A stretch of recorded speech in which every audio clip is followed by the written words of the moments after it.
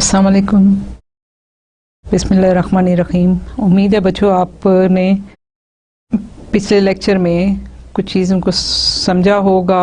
कोई बहुत ज़्यादा मुश्किल चीज़ नहीं थी, लेकिन ये है कि फिर भी आप इसको रिवाइज़ करेंगे तो, और स्पेशली जो उनके साथ आपके पास थॉमस एंड फिनी की बुक में, कैलकुलस की बुक में जो आपके पास एग्जांपल्स हैं, जो एक्सरसाइजेस हैं, अगर उनको आप साथ साथ करते जाएंगे तो आप इस चीज़ को ज़्यादा अच्छे तरीके से समझ सकेंगे, ज़्यादा अच्छे तरीके से लर्न कर सकेंगे। हमने पिछले लेक्चर में continuous function of two variables किया, उनकी बहुत सारी एग्जांपल्स भी की। फिर हमने आपको बताया कि आप जो रियल सिंगल वैल्यूड फंक्शन की बात कर रहे थे, तो उसमें ये था कि हमारे पास जो लिमिट थी वो सिर्फ हमें एक्स एक्सिस पे from the right hand side या लेफ़्ट हैंड साइड से या किसी भी पॉइंट के लेफ़्ट और राइट से हमने उस पॉइंट को अप्रोच करना होता था, और हमने लिमिट फाइंड आउट करनी होती थी कि हमारी लिमिट एग्जिस्ट करती है या नहीं करती। लेकिन क्योंकि टू वेरिएबल की बात है तो प्लेन में आ जाते हैं, थ्री वेरिएबल की बात हो तो स्पेस में आ जाते हैं। तो जब हम स्पेस में आते हैं और लिमिट की बात करते हैं तो फिर हमें सारी डायरेक्शन से लिमिट को चेक करने की ज़रूरत होती है। सो एक अगर डायरेक्शन से लिमिट जो है वो आपको एग्जिस्ट करती हुई नज़र आती है तो ज़रूरी नहीं है कि वो लिमिट एग्जिस्ट कर रही हो। बाज़ दफ़ा ऐसे होता है कि लिमिट एग्जिस्ट नहीं करती। सो आपके पास जो है वो फंक्शन जो है उसकी लिमिट के लिए आपको डायरेक्शन दो तीन पाथ जो हैं और उसकी जो फंक्शन की बेल्ट है उसको देख के आपको अंदाज़ा करना होता है कि फ़ंक्शन आपका किसी पॉइंट पे लिमिट उसकी एग्जिस्ट कर रही है या नॉन एग्जिस्टेंस है। तो आपके लिए ये ज़रूरी है कि आप उसको बड़े अच्छे तरीके से, बड़े गौर से फंक्शन को एनालिसिस उसका करें और उसको देखें। उसके अलावा हमने कंपोजिट फंक्शन की कंटिन्यूटी की भी बात की, हमने function more than one two variable की भी बात की, हमने एक्सट्रीम वैल्यूज़ की थोड़ी सी आपको बताया कि इसमें भी, स्पेस में भी और प्लेन में भी एक्सट्रीम वैल्यूज़ अगर क्लोज इंटरवल हैं, क्लोज रीजन हैं, तो आपकी एक्सट्रीम वैल्यूज़ जो हैं वो एग्जिस्ट करेंगी। अभी हम आगे चल के इसके मतलब ज़्यादा डिटेल में करेंगे।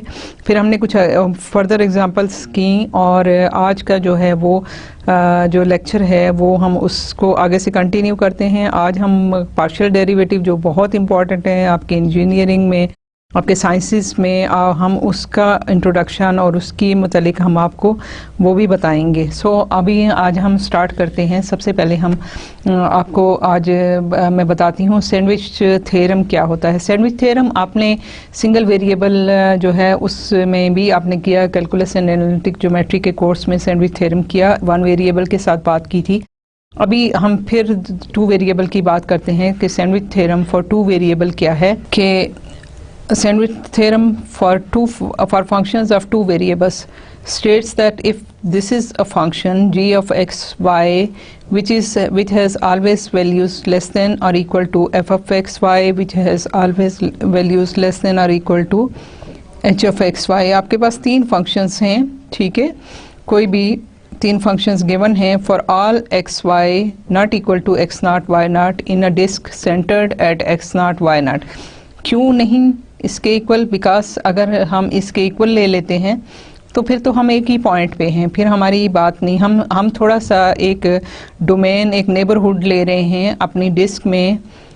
जो है एक छोटी सी डिस्क है, एक छोटा सा सर्कल है जिसमें हम कोई एक्स वाई वैल्यू ले रहे हैं जो कि एक्स नॉट वाई नॉट के इक्वल नहीं है उससे थोड़ा, और आपका जो डिस्क है उसका सेंटर इस पे है। सो हम कोई भी अगर आप देखें तो आपके पास ये इस तरह का सर्कल है जिस पे सेंटर आपके पास एक्स नॉट वाई नॉट है, लेकिन आपके पास एक छोटे से सर्कल में यहाँ कहीं पे एक्स और वाई, एक्स वाई गिवन है पॉइंट, ठीक है। And if g and h have the same finite limit L, ठीक है, कि अगर हमारे पास, हम सपोज कर रहे हैं कि हमारे पास जी और एच, जी ये फंक्शन है, एच ये फंक्शन है, g and h have the same finite limit L as x y approaches to x naught y naught, then limit as x y approaches to x naught y naught f of x has the limit L। ठीक है, कि हम ये देखें, आप इसके नाम से ही देख लीजिए कि सैंडविच का क्या मतलब होता है। कि जब आप देखें, आप सैंडविच एक नॉर्मल बात करते हैं कि हम दो स्लाइसिस के दरमियान कोई चीज़ डाल के वो जब उसको इकट्ठा रखते हैं तो हम कहते हैं सैंडविच है। हम दो बर्गर्स लेके उनके दरमियान में कुछ फिलिंग करते हैं और हम कहते हैं कि ये सैंडविच है। सो ये सैंडविच ही है कि हमारे पास एक तरफ जो है फंक्शन gx है, दूसरी तरफ फंक्शन hx है, gxy है और दूसरी तरफ hxy है। तो सेंटर में उसके एक फंक्शन है। अगर इसकी ये एक लिमिट को अप्रोच कर रहा है, वही लिमिट जो है इस साइड वाला फंक्शन अप्रोच कर रहा है, तो जो सेंटर वाला होगा वो ऑटोमेटिकली उसको अप्रोच करेगा। रियल जो है लाइन पे आप देखें तो भी ये ट्रू है, अगर प्लेन पे देखें तो भी, कि आपके दो फंक्शंस जो हैं वो जिनकी वैल्यू सारी लेफ़्ट साइड पे है और जिनकी वैल्यू सारी राइट साइड पे है, अगर एक लिमिट को अप्रोच कर रहे हैं तो सेंटर वाला फंक्शन भी ऑटोमेटिकली जो है उसी को अप्रोच करेगा। सो आपका सैंडविच थ्योरम जो है वो यही बताता है कि आपके पास जो है प्लेन में बात करें या स्पेस में बात करें, आपका ये सैंडविच थ्योरम जो है होल्ड करता है इस तरह। अभी एक एग्जांपल हम देखते हैं कि define f00 in a way. f00 आप देखिए कि यहाँ पे ये फंक्शन जो गिवन है ये x0 और y0 पे डिफाइंड नहीं है। ठीक है, define f00 in a way that extends function f of x y to be continuous at the origin. कि आप इसको इस तरीके से डिफाइन करें कि आपका ये फंक्शन जो है वो ओरिजिन पे कंटिन्यूस हो जाए। इस वक्त ये ओरिजिन पे कंटिन्यूस नहीं है, इसलिए कि ओरिजिन की वैल्यू अगर आप पुट करते हैं तो फंक्शन की वैल्यू एट x0 y0 पे डिफाइंड नहीं है। सो ये फंक्शन अभी इस वक्त जो नज़र आ रहा है वो कंटिन्यूस नहीं है। सो हमने क्या करना है कि हमने कोई ना कोई ऐसा तरीका निकालना है जो हम जिससे हमारा ये फंक्शन ओरिजिन पे कंटिन्यूस हो जाए। हमने बहुत सारी चीज़ें पढ़ी, बहुत सारी चीज़ों को देखा, हमने कार्टेशियन कोऑर्डिनेट की बात की। ये भी एक कार्टेशियन कोऑर्डिनेट में एक फंक्शन गिवन है XY प्लेन में।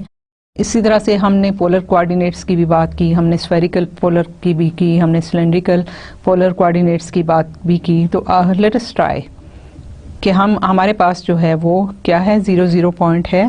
सो हम अगर देखें हमारे पास फंक्शन की हम लिमिट डिफाइन करते हैं तो हमारे पास क्या है कि अगर मैं ले लूँ f of x y, ठीक है, अभी तो ये डिफाइन नहीं है इस पॉइंट पे, लेकिन अगर मैं कहूँ कि ये x y when x y approaches to 0 0, तो मुझे कोई इस तरह की का जो है वो फंक्शन चाहिए जो इन कंडीशन को भी फुलफिल करे। मैं अगर सिलेंड्रिक पोलर कोऑर्डिनेट्स में आती हूँ तो मेरे पास मुझे पता है डेफिनेशन है r cos थीटा, इसी तरह से मेरे पास है y r sin थीटा। ठीक है, अब अगर x y अप्रोच करता है 0 0 को तो इसका मतलब क्या हुआ कि r अप्रोच करेगा 0 को। ठीक है, तो मैं ये करती हूँ कि मैं इसमें फंक्शन में वैल्यू पुट करती हूँ x y को x की जगह मैं r cos थीटा लेती हूँ, ठीक है, y की जगह मैं r sin थीटा लेती हूँ। x स्क्वायर क्या है, r square cos square theta minus r square sin square theta divided bye r square cos square theta plus r square sin square theta. हमने वैल्यू x और y की जो है polar coordinates में उनको transform कर दिया। सो हमारे पास क्या है, अब जो ये है x y जो है वो हमारे पास यहाँ पे चेंज हो गया। जब हमने इसको किया तो हमारे पास जो लिमिट है वो आपकी चेंज हो गई। अब ये एक फंक्शन आपके पास आ गया r और थीटा में। ठीक है, तो ये x y से आपके पास r थीटा में ट्रांसफॉर्म हो गया। और जब हम लिमिट की बात कर रहे थे तो लिमिट जो x और y है वो when it approaches to 0 0 it means r approaches to 0। So हम कहते हैं कि r अप्रोचेस टू 0। और इनको अगर हम देखें तो हमारे पास क्या है, r square cos theta sin theta, फिर ये भी r स्क्वायर इधर से हम कॉमन ले लें तो हमारे पास हो जाता है r square cos square theta minus sin square theta divided bye r square cos square theta plus sine square theta,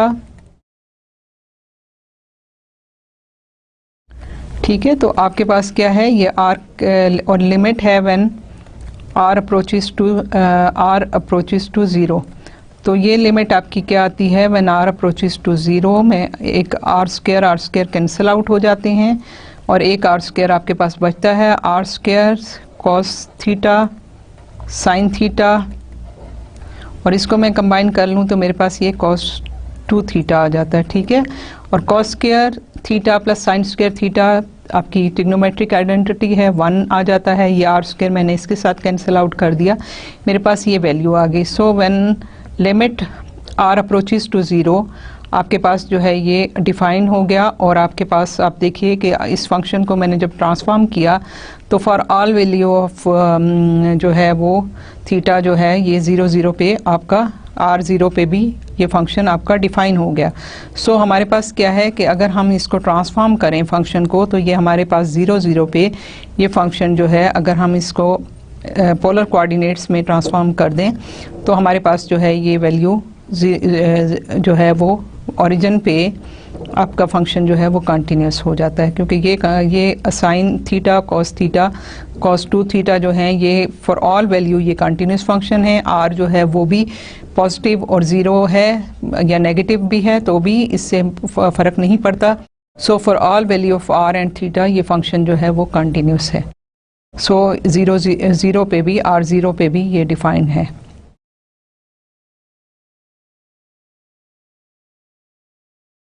Again, f of 0 0 in a way that extend f to be continuous at the origin। हमारे पास function है ये, अगर हम इसको देखें तो हमारे पास फंक्शन को हम डिफाइन करते हैं f of x y is equal to log of 3x square, ठीक है। मैं इसको रीराइट कर लेती हूँ, plus 3y square minus x square y square divided by x square plus y square. मैं थोड़ा सा सिंप्लीफाई कर लेती हूँ, ठीक है। बेहतर होता है कि अगर आप किसी फंक्शन को सिंप्लीफाई कर सकें पहले तो वो ज़्यादा आसान हो जाता है, अदरवाइज एज इट इज़ भी लें तो भी कोई फ़र्क नहीं पड़ेगा। सो मैं इसको लिख सकती हूँ log of 3x square plus 3y square divided by x square plus y square minus x square y square divided by x square plus y square, ठीक है। ये हो गया। अब 3 कॉमन ले लें तो x square plus y square ये सारे का सारा हो जाता है, कैंसिल आउट हो जाता है। तो 3 minus x square y square divided by x square plus y square. अब इसमें मैंने क्योंकि ये इस पे डिफाइन नहीं है सो हमने इसको इसे ट्रांसफॉर्म करना है। सो अगेन मैं मेरे लिए आसान है कि मैं इसको पोलर कोऑर्डिनेट ही में ट्रांसफॉर्म कर लूँ, r cos theta and y is equal to r sine theta, ठीक है। लेट, तो जब आपके पास आप ओरिजिन पे होंगे तो आपके पास जो है वो आर 0 होगा, ठीक है। जब आप ओरिजिन पे हैं तो आपके पास जो है वो आर 0 होना चाहिए, सो आप ओरिजिन पे तब होंगे। सो ये जो वैल्यू है इसको जब मैं ट्रांसफॉर्म करूँगी तो ये मेरे पास आ जाएगा 3 minus r square cos square theta r square sine square theta divided by r square cos square theta plus r square sine square theta, ठीक है। अगर मैं इसको यहाँ करती तो मुझे यहाँ भी लिखना पड़ता, यहाँ भी लिखना पड़ता, ये सारे का सारा, लेकिन यहाँ मुझे इस तरह से मैंने सिंप्लीफाई कर लिया। So this is log of 3 minus ये आर स्क्वायर आर 4 हो गया cos square theta sine square theta divided by r square और ये cos square theta plus sine square theta 1 आ जाता है। यहाँ से अगर हम इसको कैंसिल करें तो ये आ जाता है log of 3 minus r square cos square theta sine square theta, ठीक है। अब ये आर 0 हुआ तो ये आपके पास log ऑफ 3 आ जाता है। सो आपका जो है ये log 0 पे भी जो है आर 0 पे आपके पास log 3 वैल्यू आई है जो कि डिफाइंड है। सो आपका फंक्शन जो है अब अदरवाइज क्या था कि आपके x square plus y square 0 0 पे डिफाइन नहीं था। सो हमारे पास अब ये r 0 पे भी जो है ये वैल्यू आपके पास जो है कोई मसला नहीं है। सो आपके पास जो है वो फंक्शन जो है वो इस तरह से डिफाइन हो गया। तो था आपके पास जो फंक्शंस थे फॉर 2 वेरिएबल, हमने डिफरेंट चीज़ें की, हमने उनकी वैल्यूज़ को ट्रांसफॉर्मेशन भी करके देख लिया, हमने उसके सैंडविच थ्योरम को भी देख लिया। उसके अलावा हमने जो है कंटिन्यूटी 2 वेरिएबल्स और 3 वेरिएबल्स की बात की, लिमिट्स की बात की, उनकी प्रॉपर्टीज़ की, लिमिट्स की प्रॉपर्टीज़ की बात की।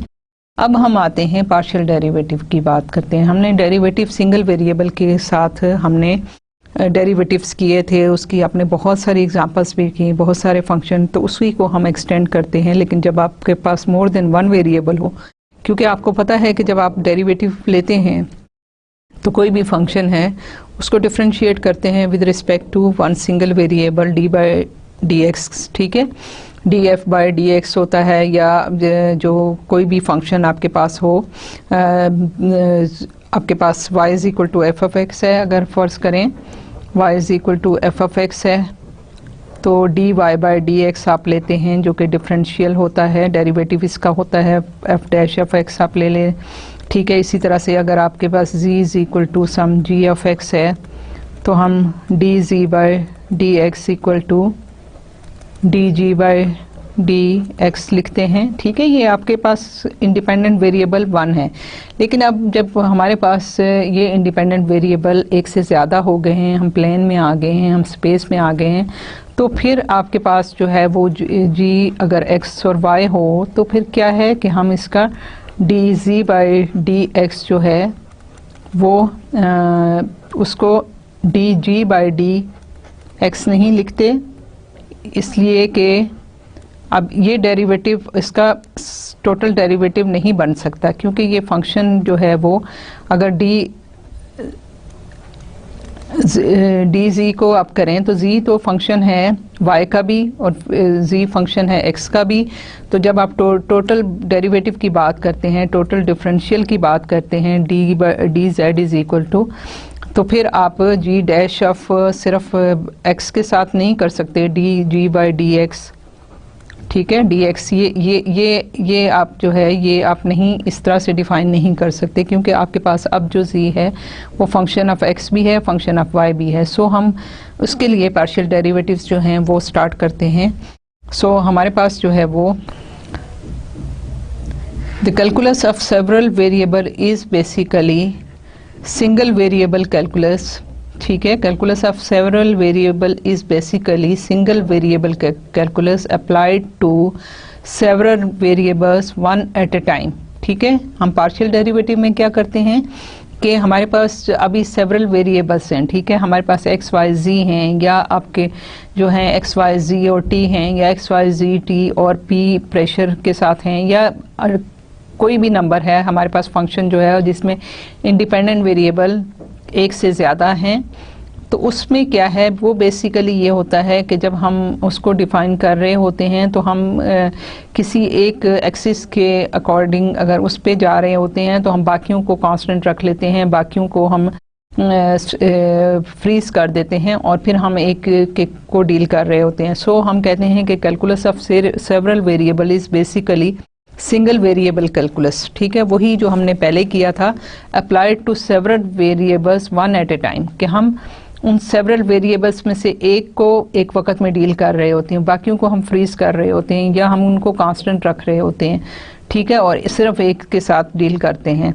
When we hold all but one of the independent variables of a function constant, ठीक है, कि जब हम when we hold all but one of the independent variables, के तमाम वेरिएबल्स को सिवाय एक के of a function constant, ठीक है, हम उनको कांस्टेंट कर लेते हैं and differentiate with respect to that one variable। और जब हम उनको जो है डिफ्रेंशिएट करते हैं, ठीक है, बाकी सारे के सारे चाहे 4 हैं 5 हैं, अगर 4 वेरिएबल्स हैं तो 3 को आप कांस्टेंट रख लें और एक वेरिएबल को आप डिफ्रेंशिएट करें बाकियों को कांस्टेंट रख के, तो आपके पास जो है वो उसका पार्शियल डेरिवेटिव आ जाता है कि बाकी आप उस टाइम पे एक वक्त में उनको बाकियों को फ्रीज कर लेते हैं, लेकिन एक्चुअली वो फंक्शन जो है वो वेरिएबल, उसके इंडिपेंडेंट वेरिएबल तो 3 4 हैं। सो हम उसको पार्शियल डेरिवेटिव कहते हैं। हम कहते हैं कि ये सारा टोटल डेरिवेटिव नहीं है, बल्कि ये एक सिंगल वेरिएबल के का डिफरेंशियल डेरिवेटिव है। तो आप उसको जो है वो बाकियों के साथ अभी एज अ कांस्टेंट ट्रीट करते हैं। फिर जब आप दूसरे वेरिएबल के साथ डिफरेंशिएट करना चाहते हैं तो पहले वेरिएबल को और बाकी वेरिएबल्स को कांस्टेंट रख लें और दूसरे के साथ आप उसको डिफरेंशिएट करें। इसी तरह से थर्ड को करना है तो बाकी पहले दो को कांस्टेंट करके और थर्ड को जो है वो आप differentiate with respect to that variable आप डिफरेंशिएट कर सकते हैं। So we get partial derivative. Partial derivative of a function of 2 variables. हम देखते हैं कि अगर हमारे पास 2 वेरिएबल्स हैं तो फिर हम किस तरह करते हैं। If x not y not is a point in the domain of a function f of x y। ठीक है, ये फंक्शन है जिसका डोमेन जो है उसके अंदर एक पॉइंट लाई कर रहा है जो हमने कांस्टेंट कंसिडर कर लिया। The vertical plane y is equal to y naught. ठीक है, कि आपके पास क्या है, आपके पास अगर एक्सिस हैं, कोऑर्डिनेट सिस्टम है, ये x है, ये y है और ये z है। तो a vertical plane y is equal to, यहाँ पे आपके पास ये जो चीज़ है ये लेट अस से ये पॉइंट y नॉट है, तो ये डिस्टेंस आपका हमेशा जो है बराबर रहेगा। ठीक है, आपके पास जो है ये, और यहाँ से भी ये आपका z चेंज हो रहा है, ये आपका x चेंज होता रहेगा, लेकिन आपके पास एक प्लेन आ जाएगी, ये दोनों साइड पे इन्फिनिट है। ठीक है, लेकिन आपके पास क्या है, y नॉट, ये इस डायरेक्शन में भी इन्फिनिट है, इसमें भी इन्फिनिट है, सारी डायरेक्शन है, लेकिन एक प्लेन है जो कि आपके पास जिसमें y नॉट जो है वो 0, y नॉट जो y की एक y कोऑर्डिनेट है वो कांस्टेंट है, ये वैल्यू जो है ये कांस्टेंट है। तो ये आपकी एक प्लेन, वर्टिकल प्लेन बन रही है। ठीक है, तो आपके पास क्या है, the vertical plane y is equal to y naught will cut the surface z equal to f of x y। Surface को कट करेगी in the curve z equal to f of x y not. अब देखिए कि ये curve है जो कि आपको z जो है वो f of x है, तो x तो आपका वेरिएबल है, चेंज हो रहा है, लेकिन y आपका कांस्टेंट रहेगा y नॉट। सो हम कहते हैं कि will cut the surface z equal to f of x y in the curve z is equal to f of x y. मैं आपको अभी इसकी फिगर भी बता देती हूँ ताकि आपको 3 डायमेंशन में आपको समझ आ जाए। So z is equal to f of x y naught, क्योंकि वाई नॉट हमने कांस्टेंट कर लिया। This curve is the graph of the function. ठीक है, this curve is the graph of the function z is equal to f of x y not in the plane y is equal to Y naught. The horizontal coordinate in the plane is x। ठीक है, हमने horizontal coordinate ये ले लिया और vertical coordinate आपका z लिया। ठीक है, the y value is held constant eight y not, so y is not a variable. अब ये है कि y मैंने जैसे आपको अभी फिगर में भी बताया कि y जो है वो चेंज नहीं हो रहा, y कांस्टेंट है। सो हमने ये फिगर आपको बताई कि आपके पास ये y एक्सिस है, ये आपके पास x एक्सिस है, वर्टिकल आपके पास z एक्सिस है, y जो है वो हमने कांस्टेंट वैल्यू ले ली y नॉट। सो ये सारी की सारी प्लेन जो आपको ग्रीन सी नज़र आ रही है इन्फिनिट तक जाएगी, ये आपके पास जो प्लेन है ये आपकी वर्टिकल प्लेन है जो कि y is equal to Y naught है। So vertical axis in the plane y is equal to Y naught, ये आपका एक्सिस जो है ये आपका इसमें y is equal to Y naught का एक्सिस जो है वर्टिकल एक्सिस है। ठीक है, इसी तरह से ये हॉरिजॉन्टल एक्सिस है जो y नॉट, जिस पे कांस्टेंट y नॉट है। तो ये आपके पास है। आपकी प्लेन क्या है, ये सारी की सारी प्लेन जो है वो z equal to f of x y. आपकी ये प्लेन जो है ये सारी की सारी ये आपकी ये बनती है, और ये पॉइंट जो है particular value on x axis x not y naught पे अगर हम फिक्स करें यहाँ पे एक्स नॉट, तो ये पॉइंट जो है जो कि हमारे पास यहाँ पे आ रहा है। ठीक है, आपके पास वाई नॉट भी है और ये है। सो आपके पास पॉइंट क्या है, एक्स नॉट कोऑर्डिनेट है, फिक्स है, वाई नॉट, और उसी के करस्पॉन्डिंग जो है z की वैल्यू भी ऑब्वियसली हमने जब एक दोनों वैल्यू फिक्स कर ली तो हमारे पास z भी फिक्स हो गया और उसकी वैल्यू क्या है, f of x not y naught. तो ये पॉइंट आपका x जो है ये आपको p मिलता है। सो आपके पास इस लाइन पे अगर आप टेंजेंट लाइन ड्रॉ करें तो यहाँ इस लाइन से एक टेंजेंट लाइन भी ड्रॉ हो सकती है। The curve z equal to f of x y not in the plane. ठीक है, ये कर्व जो ब्लू सी आपको नज़र आ रही है, दिस इज़ द कर्व। ये कर्व जो है वो आपके पास वाई नॉट के साथ जो है कांस्टेंट है और x और z पे के साथ चेंज हो रही है। So this is the curve in the plane y is equal to Y naught. तो ये आपकी प्लेन है जिसको अगर आप देखें तो इसको नीचे से ये टच कर रही है। सो आपके पास ये फिगर बनती है और ये टेंजेंट लाइन इसकी बनती है। हमारे पास जो हमने कहा कि हम जो है एक पॉइंट को फिक्स कर रहे हैं। सो आपके पास ये पॉइंट जो है वो ये x not y naught point है, ये x not y naught z naught point है और ये जो है यहाँ पे हम एक डिस्टेंस h जो है away from the x not point जो है वो इधर है। ठीक है, ये माइनस अगर h नॉट हो जाए और ये फिक्स वैल्यू है। इसी तरह से z पे अगर आप जाएं तो z जो है वो इस तरह से वेरी कर रहा है। सो we define the partial derivative of f with respect to x at the point x naught y naught। अब ये है कि हम जो है पार्शियल डेरिवेटिव उसका डिफाइन कर रहे हैं क्योंकि हमारे पास प्लेन है। अभी हमने इसको टेम्परेरीली फिक्स किया हुआ है और हम इसका तो as the ordinary derivative of f x y naught with respect to x. तो हम क्या करते हैं, हम पार्शियल डेरिवेटिव फंक्शन का at with respect to x इस तरह डिफाइन करते हैं कि वो डेरिवेटिव है इसका with respect to x at the point x equal to x naught के हम इसको डिफ्रेंशिएट करेंगे और फिर जो हमारे पास फंक्शन वैल्यू आएगी डेरिवेटिव लेने के बाद उसमें हम x equal to x naught substitute करेंगे to distinguish partial derivative from ordinary derivatives. Ordinary derivatives क्या हैं कि जहाँ पे हमारे पास एक सिंगल वेरिएबल की बात आई थी तो हमने d जो है उससे उसको डिफ्रेंशिएट किया, उससे डेरिवेटिव लिया था d F by D X या D F by D Y जो भी हम ले रहे थे उस तरह से वी यूज़ द सिंबल। ये पार्शियल है, पार्शियल डेरिवेटिव का जो सिंबल है वो ये पार्शियल कहलाता है रादर देन द डी हम जो डी पहले यूज़ कर रहे थे।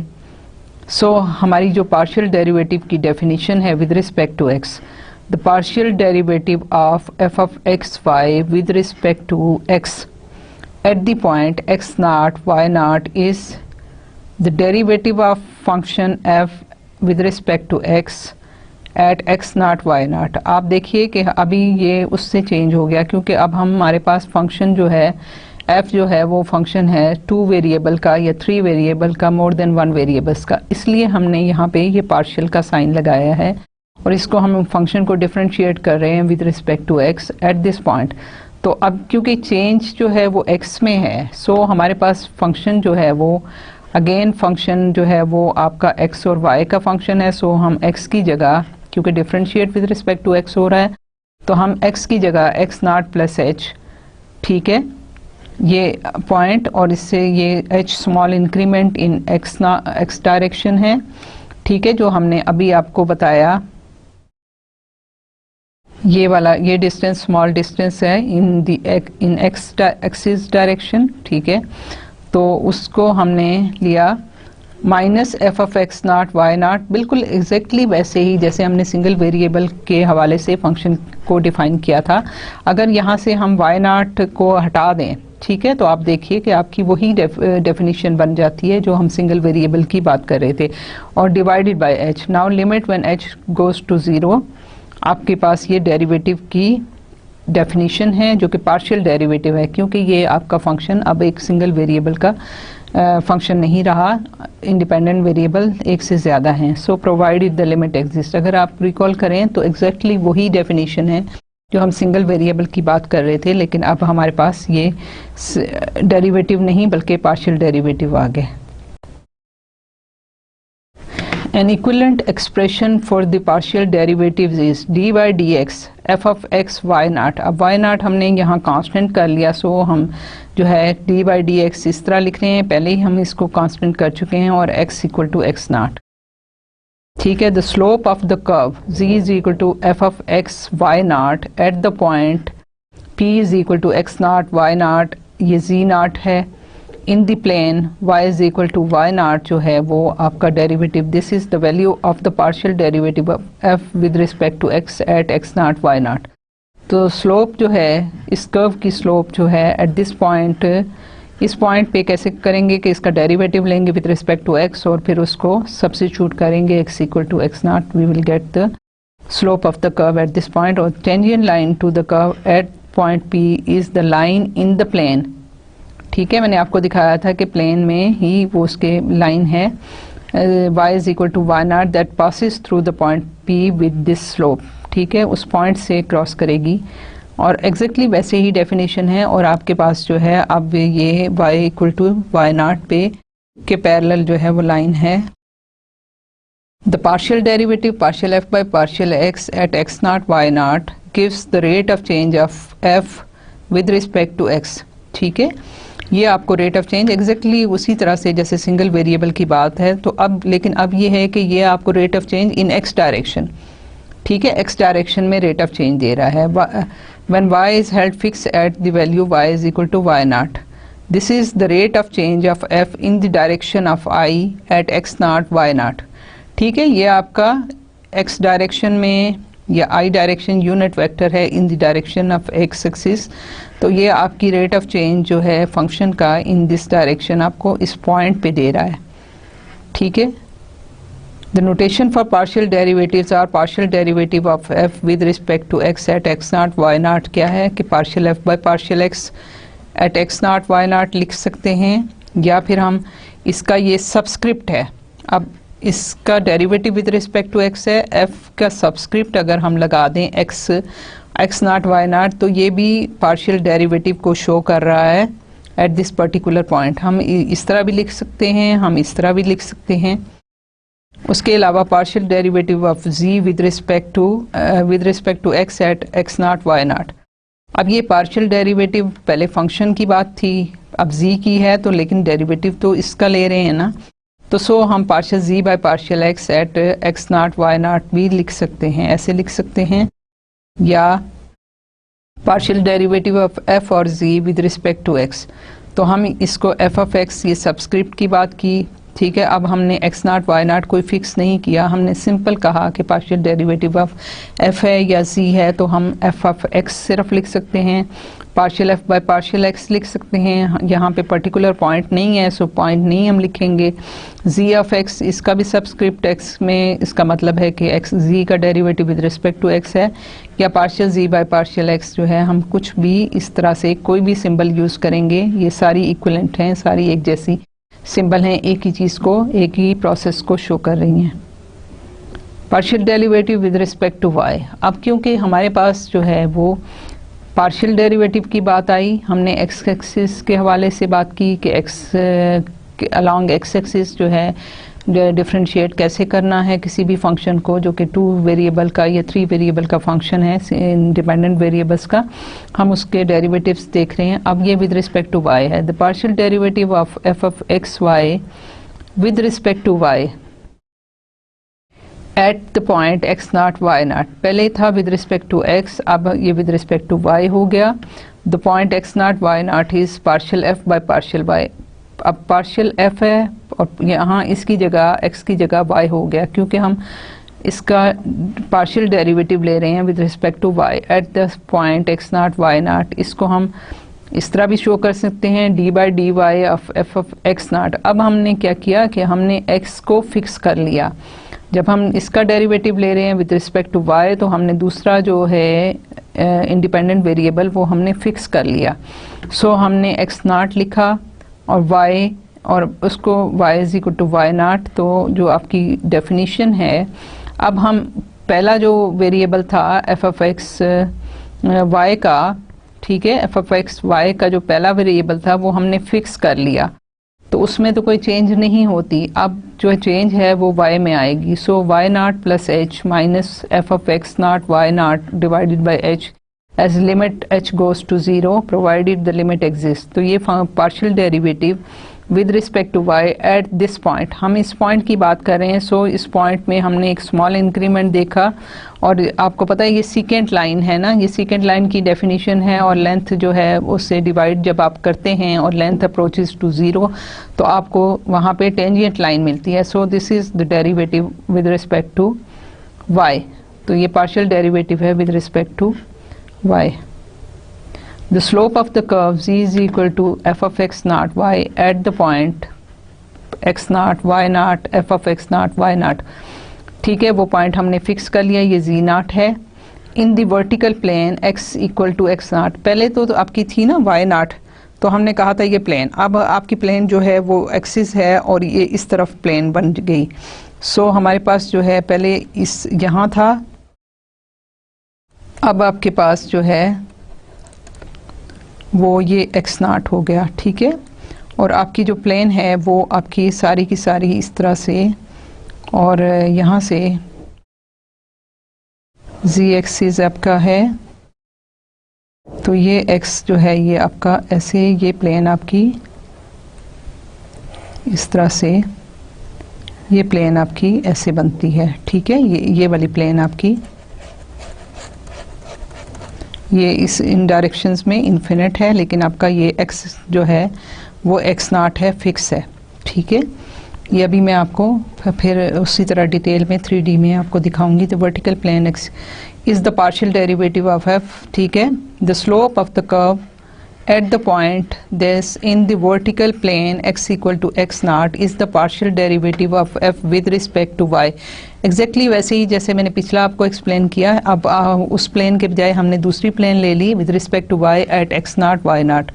ठीक है, हमने उसका पार्शियल डेरिवेटिव फंक्शन का लिया। अब y के the tangent line to the curve at p is the line in the plane x equal to x naught। ठीक है, अब जैसे पहले था हमारे पास टेंजेंट लाइन y के साथ इस तरह थी, अब ये x के साथ इस तरह से होगी, that passes through the point p with this slope.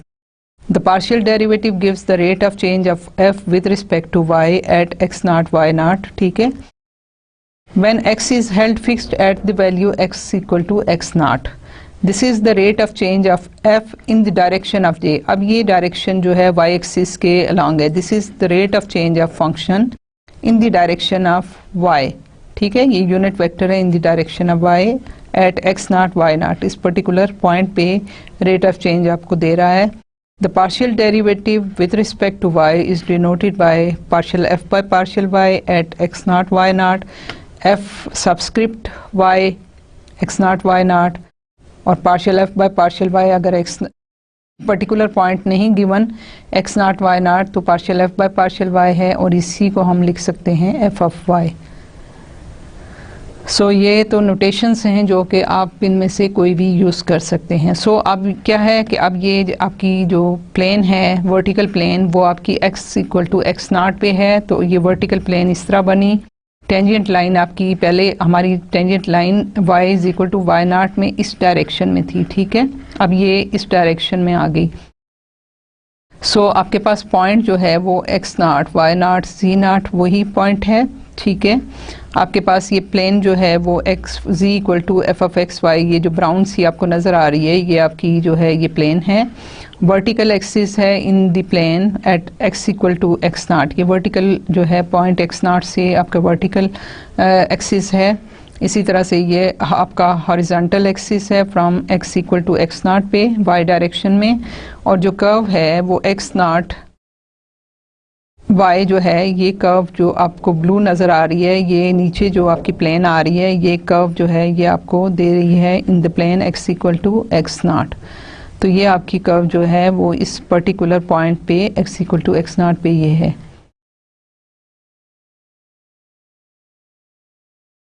सो और जब हम इन दोनों को कंबाइन करते हैं, आप देखिए कि क्योंकि हमने बात की x y z की, ठीक है, हमारे पास जो पॉइंट है वो x naught y naught z naught है।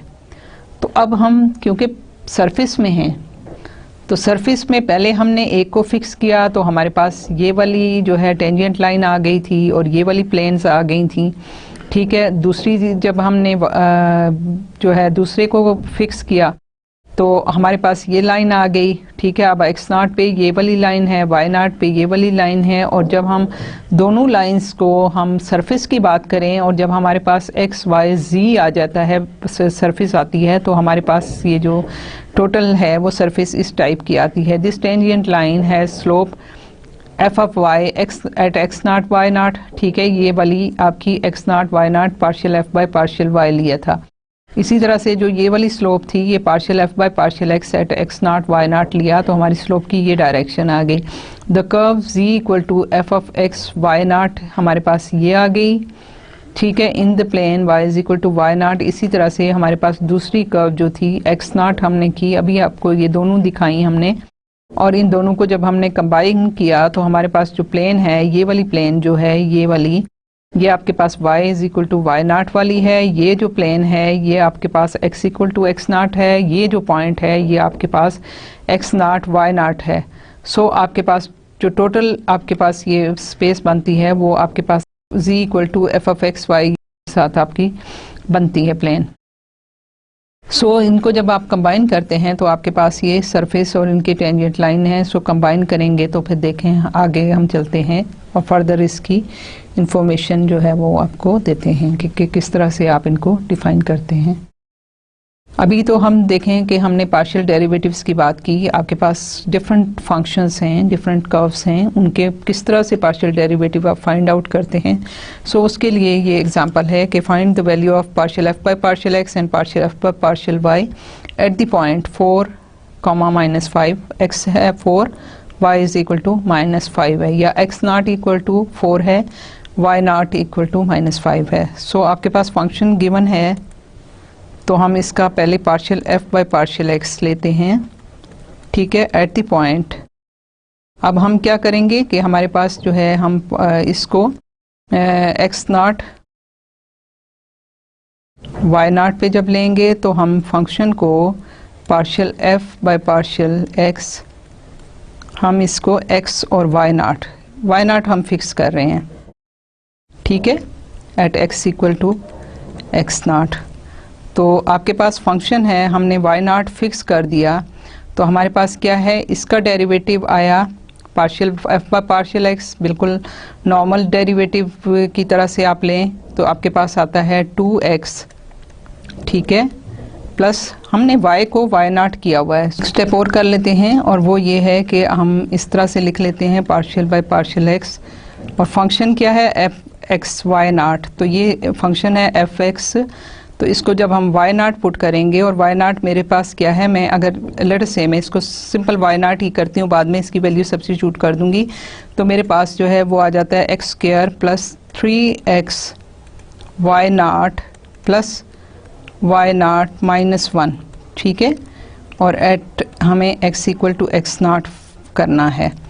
तो अब ये है कि ये हमारे पास एज अ कांस्टेंट जो हैं ये वैल्यू हैं, अगर मैं सब्स्टिट्यूट कर देती हूँ तो भी आसानी है, नहीं तो आप इसको भी कंसिडर कर सकते हैं कि these are the constant values, तो आप इसको लिख सकते हैं। अब इसको डिफरेंशिएट कीजिए तो ये आ जाएगा 2x प्लस 3y नॉट। अब कांस्टेंट का डेरिवेटिव 0 होता है, सो ये भी 0 हो गया, ये भी 0 हो गया। सो आपके पास जो है वो फंक्शन की वैल्यू डिफरेंशियल ये आया, और at x equal to x naught आप इसको लिखें 2x not plus 3y not. अब हमारे पास जो है वो x not y not given है, x नॉट y नॉट जो है वो है 4, -5। सो मैं इसको लिख सकती हूँ। सो मेरे पास जो है partial f by partial x at x not y not क्या वैल्यू आएगी, वो आएगी 2, 4 प्लस 3 -5, दिस इज 8 -15 -7। सो आपके पास partial derivative at this point जो है वो आपकी टेंजेंट जो है वो आपका -7 इसकी वैल्यू यहाँ पे आती है, ठीक है। कैलकुलेट करने के लिए क्या करेंगे, यही फंक्शन है, हमने जब partial f by partial y लिया at x not y not, तो हम क्या करेंगे, हम पार्शियल बाय पार्शियल y, या इसको आप d बाय डी वाई भी कर सकते हैं, d by d y of function at x not y, ठीक है। कि अब ये डेरिवेटिव ऑफ सिंगल वेरिएबल हो गया, क्योंकि हमने इसको x नॉट को फिक्स कर दिया और हमने इसकी वैल्यू फाइंड आउट करनी है at y is equal to y not. तो इसमें क्या है कि हम इसको कैलकुलेट करते हैं। सो हमारे पास वैल्यू आती हैं, जब हमने किया तो हमारे पास d by D y of function की f x नॉट है, y है, तो x की जगह हम x नॉट की कांस्टेंट पुट करते हैं, x not square plus 3 x not, और x नॉट को हम कांस्टेंट डील करेंगे, plus y minus 1 at y is equal to y not. जब इसको आप डिफ्रेंशिएट करते हैं तो ये कांस्टेंट है, सो ये ज़ीरो हो जाएगा, ये भी x नॉट कांस्टेंट है, और ये डिफरेंशियल जो आएगा वो आएगा d y by D y 1 हो गया, तो आपके पास आ गया 3x नॉट, यहाँ पे d y by D y 1 आ गया, और ये कांस्टेंट का डेरिवेटिव जो है वो 0 होता है। सो आपके पास ये फंक्शन आ गया, और y is equal to Y naught. So आपके पास जो फंक्शन की वैल्यू है वो 3x नॉट प्लस 1 आई। जब मैंने वैल्यू सब्स्टिट्यूट की तो 3x नॉट की वैल्यू 4 है प्लस 1, तो आपके पास आ गया 4 3 ज़ा 12 प्लस 1 13। तो आपकी जो है स्लोप जो है वो उस at point x not y not जो है वो इस दूसरी प्लेन में आपको 13 मिली। सो हमने दोनों derivative partial f by partial x भी और partial f by partial y भी कैलकुलेट कर लिए। अब यहाँ पे हम इसकी थोड़ा सा कॉम्प्लेक्स सा फंक्शन है, सो हम इसके डेरिवेटिव जो हैं वो फाइंड आउट करते हैं। Find partial f by partial y if function is equal to f of x y is equal to y sine of x। So हमने क्या करना है, partial f by partial y simple हमने differentiate करना है, ठीक है। तो हम क्या करेंगे, हम इसमें से x को फिक्स कर लेंगे, ठीक है। हमारे पास है x y, this is partial by partial y। अब क्योंकि हमें कोई पॉइंट गिवन नहीं है, सो हम उसमें x नॉट कोई फिक्स, जस्ट हमने खुद से किया है कि हमने x को फिक्स कर लिया है, और हमारे पास जो है y फंक्शन की जगह मैं साइन ऑफ एक्स वाई लिख रही हूँ, ठीक है।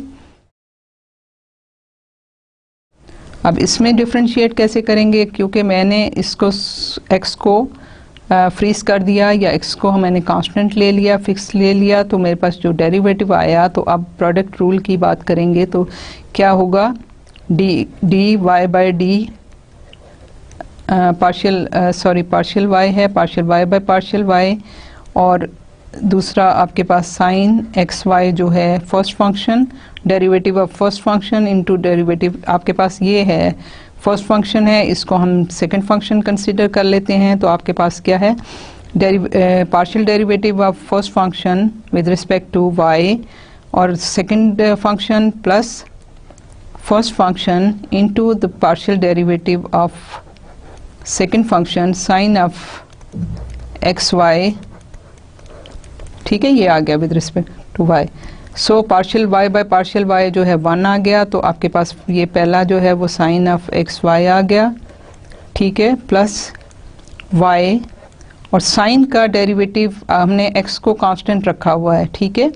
तो साइन ऑफ y क्या हुआ, आपके पास डेरिवेटिव हुआ कॉस ऑफ, जो भी इसके साथ वैल्यू है कांस्टेंट के साथ कांस्टेंट रहेगा एक्स वाई, और partial by partial y of this x y, जैसे बिल्कुल एग्जैक्टली जैसे हम सिंगल वेरिएबल के साथ करते हैं, लेकिन अब सिर्फ सिंबल आपकी चेंज हुई है, x y plus y cos of x y, और पार्शियल बाय पार्शियल y जो है वो आपका 1 हो जाता है, और x कांस्टेंट है, सो हम x को यहाँ पे लिख सकते हैं। सो आपके पास जो है इसका partial derivative with respect to y sine x y जो है उसका आपके पास ये आ गया कि sine x y plus x y is cos of x Y.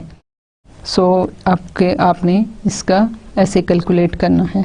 अब ये एग्जांपल है, find f of x. F of x क्या है? Partial f by partial x. और एफ ऑफ वाई क्या है? सबस्क्रिप्ट है इसके साथ partial f by partial Y.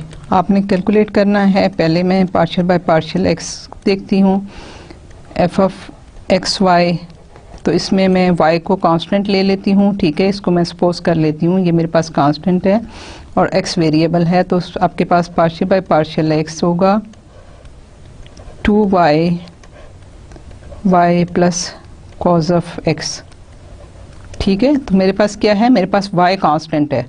अगर आप चाहें, आपको अगर फील होता है कि आप इसको कंफ्यूज कर लेंगे, तो आप फॉर द टाइम बीइंग आप इसको y नॉट भी लिख सकते हैं, ठीक है। फिर बाद में आपको ये रिमूव करना है, क्योंकि हम तो किसी फिक्स पॉइंट की बात उस तरह से नहीं कर रहे पर्टिकुलरली, लेकिन आप y को कांस्टेंट पुट करते हैं। अगर आपको शुरू में कन्फ्यूजन होती है, बाद में आपको ये नहीं लिखना, लेकिन शुरू में अगर आपको कन्फ्यूजन होती है तो आप इस तरह से लिख सकते हैं कि लेट, हम ये कह देते हैं let y is equal to why not, ठीक है। तो फिर हम ये सब्स्टिट्यूट करते हैं, फिर हमें री सब्स्टिट्यूट करना है फाइनल आंसर के लिए।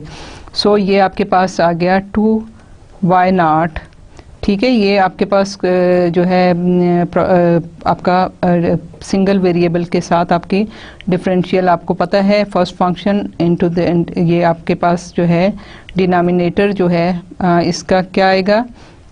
इसको मैं y not plus cos x into partial 2y not divided by partial x है, माइनस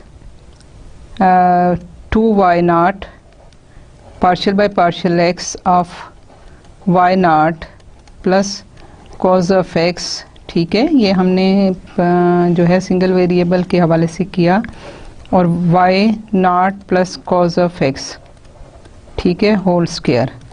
तो अब ये क्या है? ये y नॉट कांस्टेंट है, तो जब इसका डेरिवेटिव आप लेंगे तो ज़ीरो हो जाएगा। सो पहली टर्म जो है ज़ीरो हो गई, दूसरी जो है वो 2y नॉट है, और जब पार्शियल बाय पार्शियल x, तो ये y नॉट तो आपका कांस्टेंट हो गया। कॉज x को जब हमने डिफ्रेंशिएट किया तो हमारे पास माइनस साइन x आया।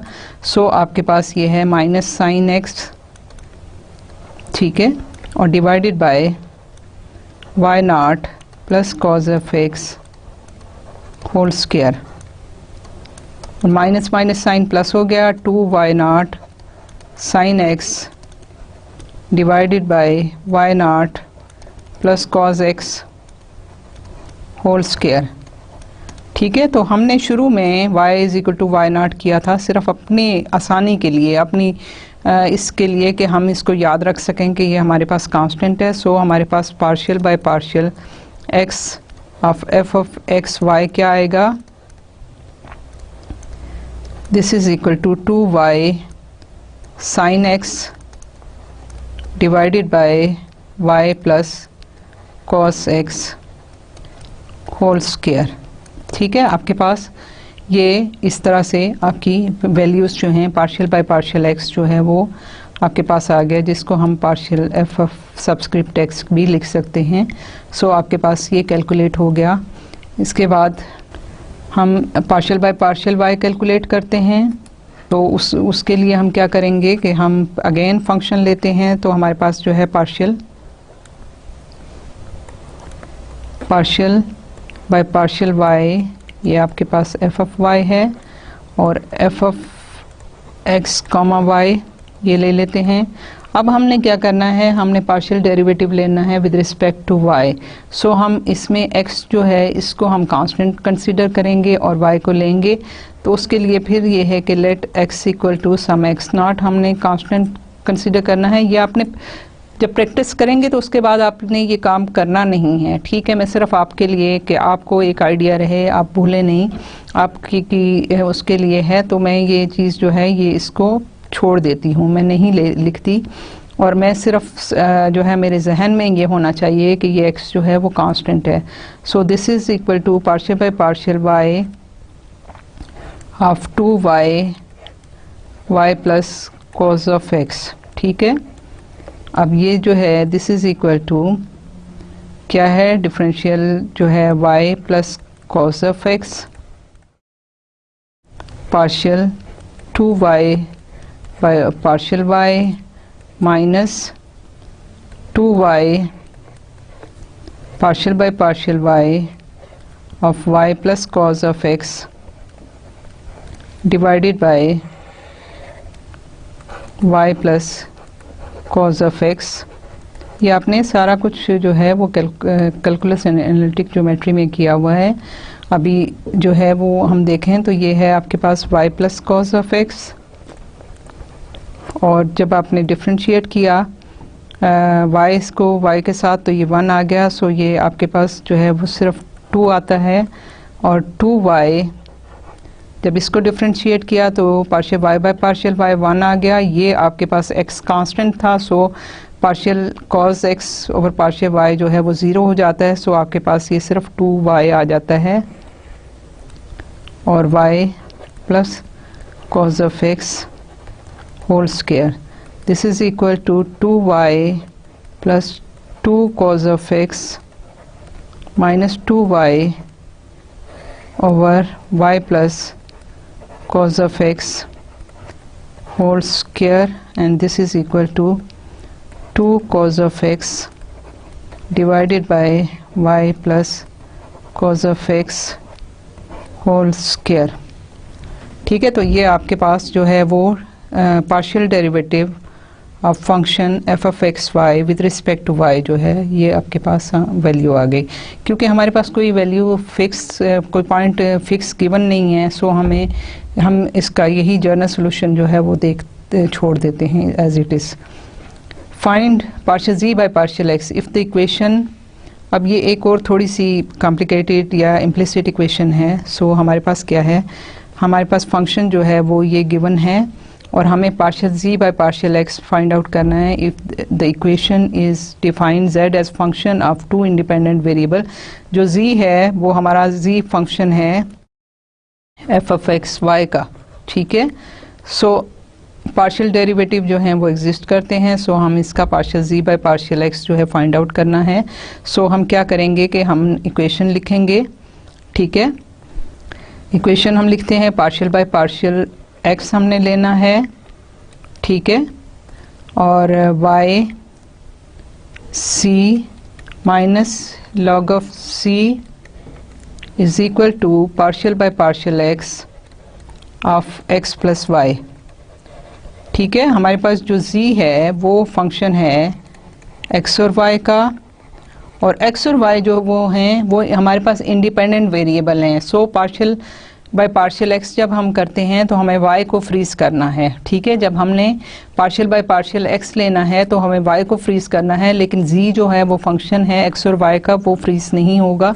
सो हम क्या करते हैं कि जब इसको करते हैं तो ये प्रोडक्ट के साथ क्या है आपके पास आ जाता है y partial z by partial x plus partial by partial x of y z minus partial by partial x of log of z is equal to partial x by partial x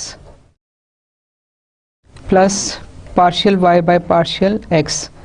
अब मैंने ये सारा open कर लिया। अब आप देखिए कि हमारे पास क्या है कि हमारे पास क्योंकि z फंक्शन ऑफ x और y है, सो ये नॉन ज़ीरो है, हमारे पास ये टर्म आ जाती है partial z by partial x, ठीक है। अब पार्शियल y इंडिपेंडेंट है, हमने पार्शियल बाय पार्शियल x लेना है, derivative with respect to x लेना है, तो हमने y को कांस्टेंट माना हुआ है। सो हमारे पास ये जो चीज़ है ये क्योंकि इंडिपेंडेंट है, सो इसका derivative with respect to x exist नहीं करता।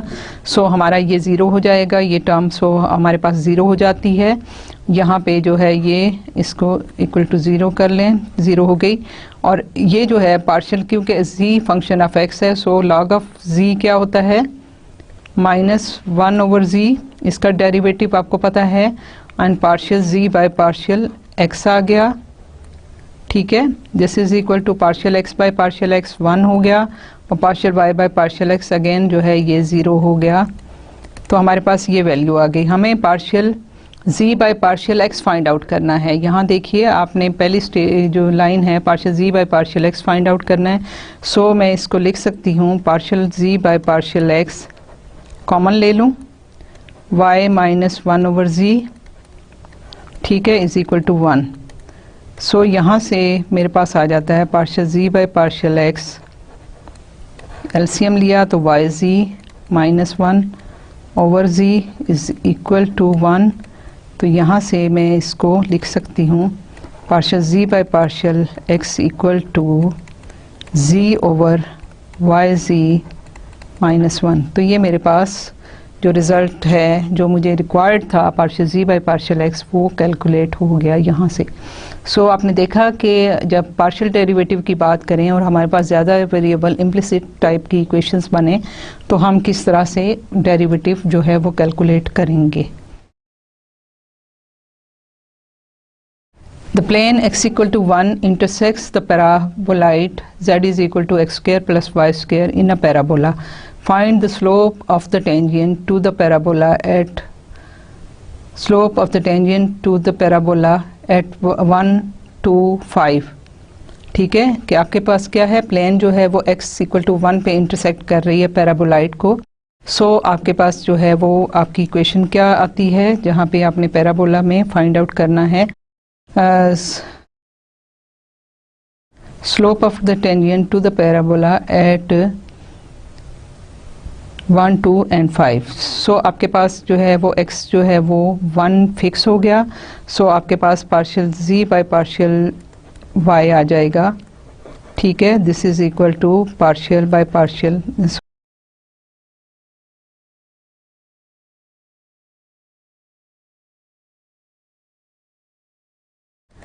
x और y जो है x फिक्स है यहाँ पे। सो आपके पास जो है वो आ जाता है partial over partial y, this is equal to 2y। So आपकी slope of the tangent to the parabola जो है वो इस पॉइंट पे आपके पास स्लोप ये आती है।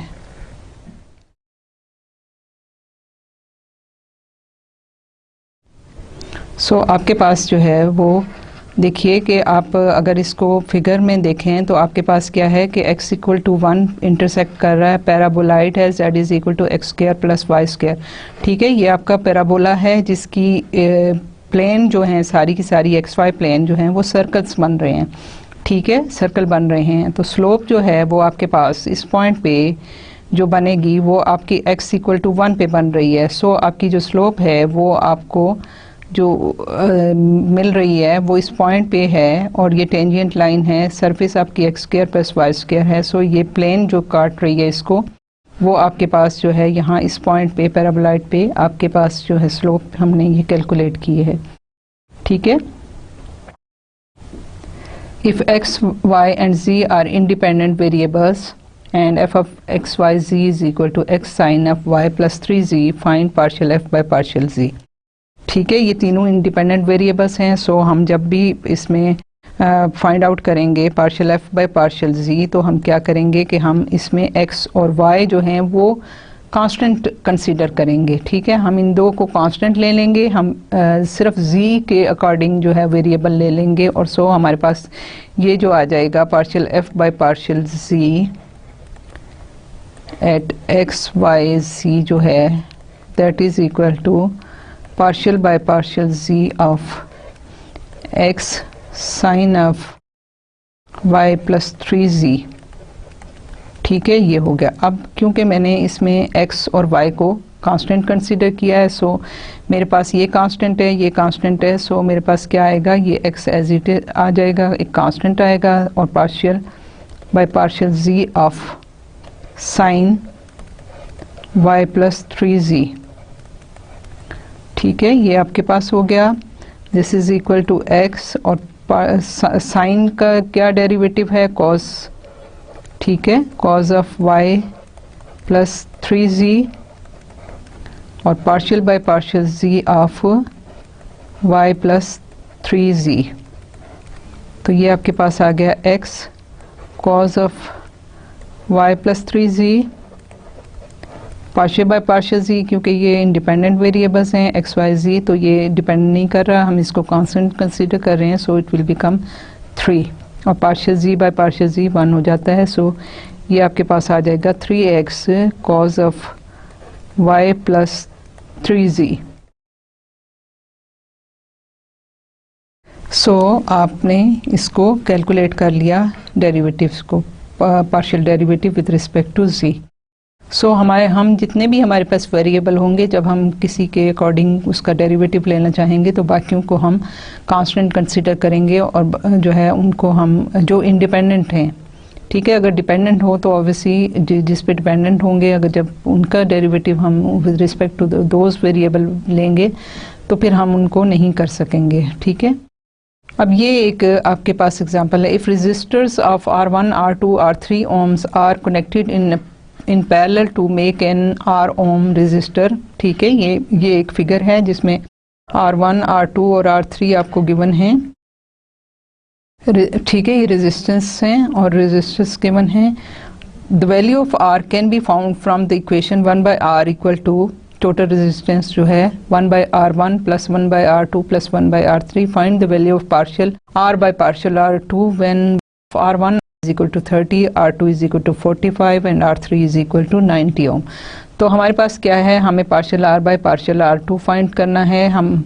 हमारे पास है 1/R is equal to 1/R1 plus 1/R2 plus 1/R3।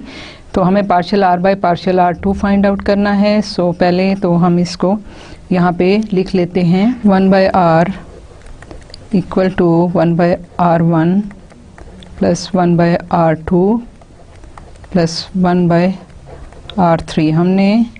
हमें वैल्यूज़ गिवन हैं, हमने partial R by partial R2 find out करना है पहले, फिर हम वैल्यू सब्स्टिट्यूट करेंगे। सो हम क्या करते हैं कि partial R by partial R2, partial by partial R2 जो है हमारे पास R1 R3 जो है कांस्टेंट हैं, हम सिर्फ इसके with respect to this find out करना चाहते हैं।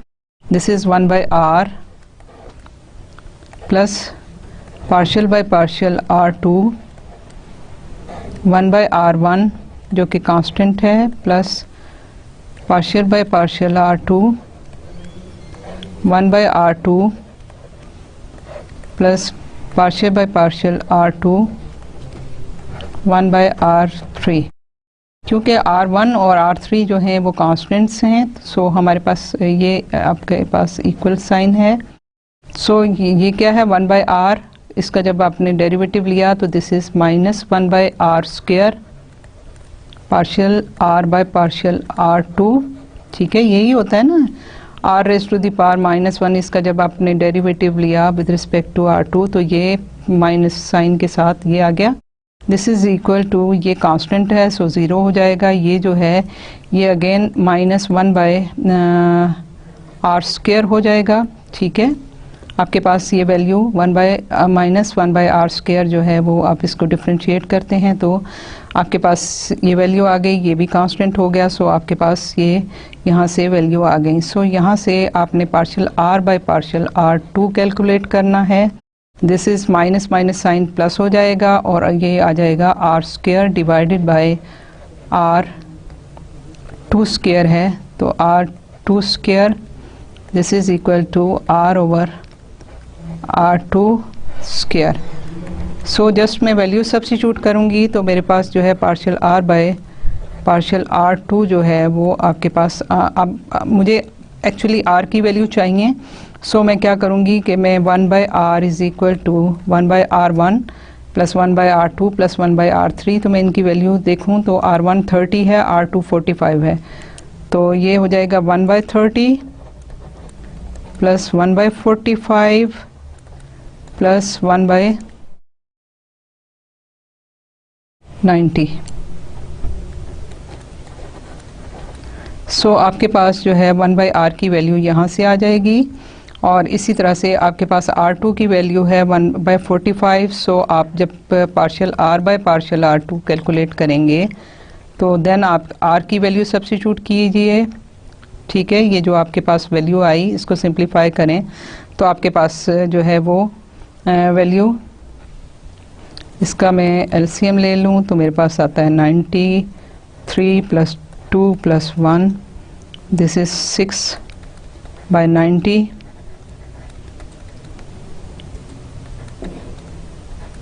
15। सो मेरे पास r की वैल्यू आ गई 15। सो आपके पास ये है r/r2², r है 15 और r2 आपके पास है 45 होल स्क्वायर, और this is equal to 1/3 whole square, this is equal to 1/9। So आपने partial r by partial r2 at this for this particular value of r1 r2 r3 जो हैं वो कैलकुलेट कर लिया। सो आज का हमारा जो है वो लेक्चर वो यहाँ तक हमने कंप्लीट कर लिया, जिसमें आपने पार्शियल डेरिवेटिव्स को देखा, किस तरह से हम कैलकुलेट करते हैं कि जब भी हमें एक किसी का डिफरेंशियल फाइंड आउट का डेरिवेटिव फाइंड आउट करना पड़ता है तो हम बाकियों को कांस्टेंट कंसीडर करते हैं, और उसको जैसे हमने सिंगल वेरिएबल के हवाले से किया था तो हम उस तरीके से बाकियों का डेरिवेटिव फाइंड आउट करते हैं। और पर्टिकुलर पॉइंट्स पे भी हमने कैलकुलेट करके देख लिया, और हमने जनरल जो हैं पार्शियल डेरिवेटिव्स वो भी कैलकुलेट करके देख लिए। तो मेरा ख्याल है आज का लेक्चर हम यहाँ पे ख़त्म करते हैं। इंशाल्लाह ताला कल हम इससे आगे चलेंगे, नेक्स्ट लेक्चर में हम इनसे आगे चलेंगे, और तब तक के लिए खुदा हाफिज़। Thank you so much. अल्लाह हाफिज़।